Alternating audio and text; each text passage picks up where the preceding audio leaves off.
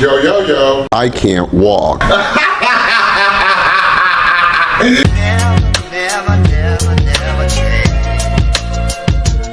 I can't pronounce this old lady's name, but I think she sounds like the Oracle from The Matrix when she talks, so that's what I'm calling her for the rest of this video. When I saw the clip for the first time, I initially thought it was fucked up how the Oracle set up Eboni K. Williams to look like an asshole when she asked her, "Would you date a bus driver?" Because the Oracle knew Eboni would say no.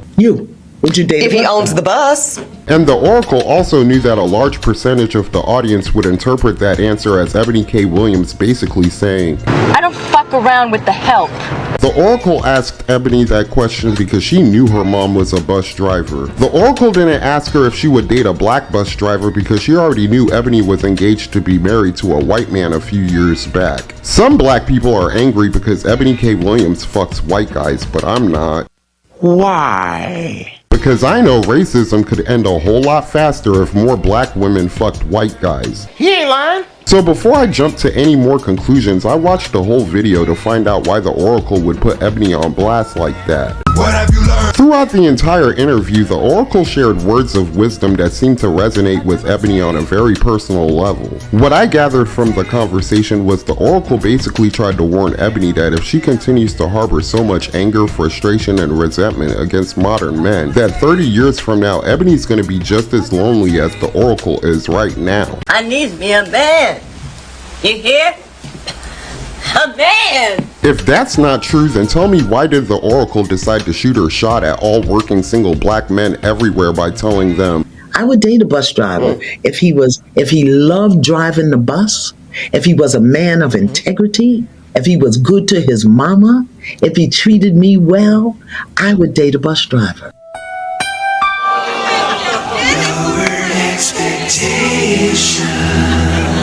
That tells me the dating scene must be Terrible. out here in these streets for career women of all races if one of Oprah Winfrey's homegirls is volunteering dating testimonials and interviews now. I'm so tired of being alone. I'm so tired of phone mouth. Despite all of that, Eboni still felt the need to bait the Oracle into saying anything about holding men accountable, but the Oracle was prepared for this moment. She did her homework on Eboni because she already knew she was gonna ask her to bash niggas at some point the second she was invited to appear on the fucking show. So with that being said, when the Oracle asked Eboni, "Would you date a bus driver?" what I believe she was really asking Eboni was, can she date a man who works the same job her mom used to? Eboni said, If he owns the bus. but the look on her face tells me what she really wanted to say was, "Bitch, you got me fucked up.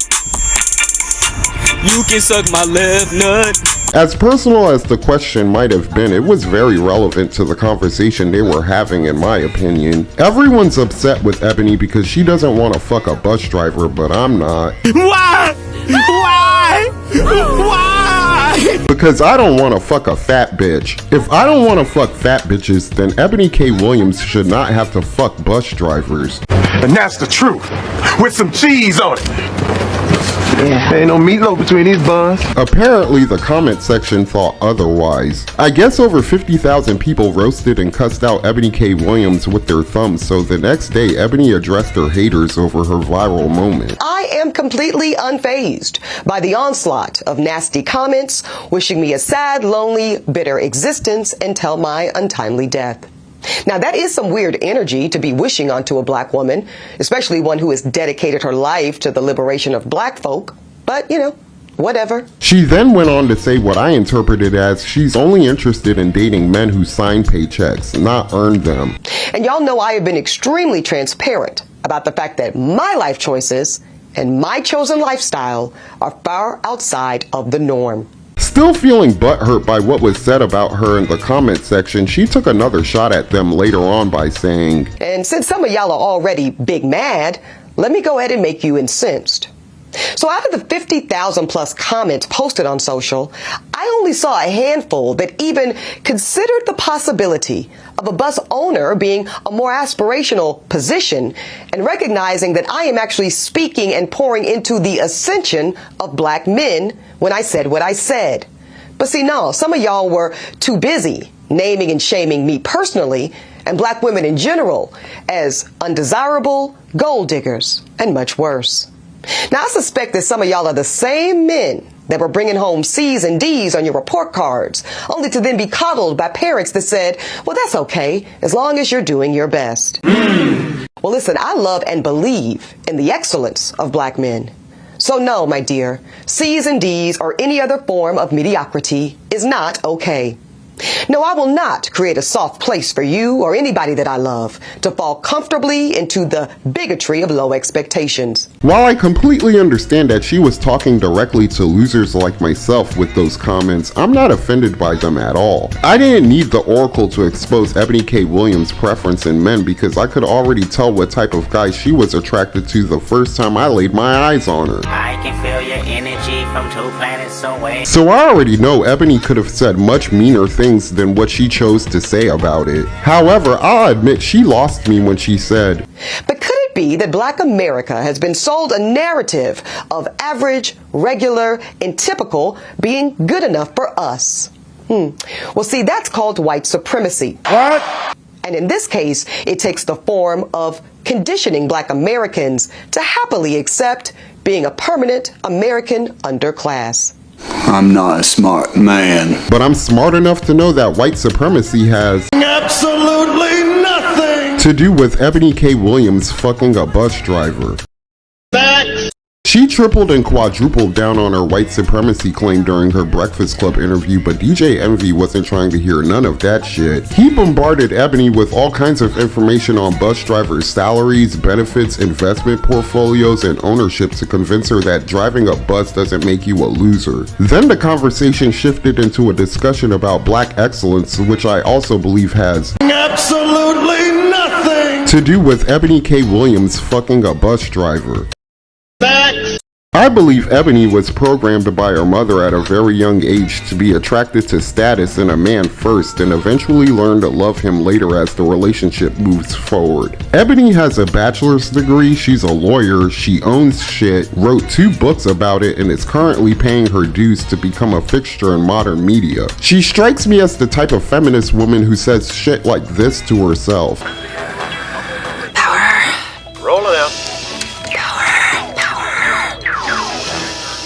Before the cameras start rolling on whatever show she appears on. According to Eboni, her looks and accomplishments grants her the right to feel like she deserves all the finer things in life. So with that being said, It doesn't matter. if her mom drove a bus, fucking a bus driver is dating down for Eboni, and trying to convince her otherwise is just a waste of time. Even if she did try to make the relationship work, it would still be doomed from the start. I feel like my all-time favorite Jay-Z line applies here in regards to Eboni's way of thinking. No matter where you go, you are what you are, player. And you can try to change, but that's just the top layer. Man, you was who you was before you got here. Eboni could lower her standards, but that will never change how she truly feels. Throughout the entire relationship, Eboni's gonna treat the bus driver like she's doing him a favor, which isn't fair to him or her, so why even bother? To satisfy a bunch of butthurt niggas in the comment section on social media? What kind of shit is that? I agree with Eboni that collectively men are not living up to the standards of modern career women, but modern women are fucking up too out here. The Oracle addressed what I feel is the biggest problem most women have today. I think we've lost our grace. We move in such a harsh and hard way. Grace, compassion, nurturing, nourishing, elegance. How about majesty? How about divinity? How about holiness? This is not a language you hear coming out of most women's mouths, but they'll talk about being a boss, being a diva, being, in charge. And many of us are either not seated in our throne as queens, or we're in the throne and the crown is crooked. Meaning we're in the throne and we don't really know how to hold that place without the masculine aggressiveness and demanding and attachment. And it's killing us. It really is. Modern women think their masculine energy intimidates men, but it doesn't. It just annoys us. Amen! And the older women get, the more annoying it becomes because beauty eventually fades. Cause pussy get old like bread, not like wine. 20-year-old cooch tastes like hope. Yours probably tastes like a bad decision. It ain't a working uterus at this table. I think Eboni K. Williams is pretty as hell with makeup on, so I rate her a 7.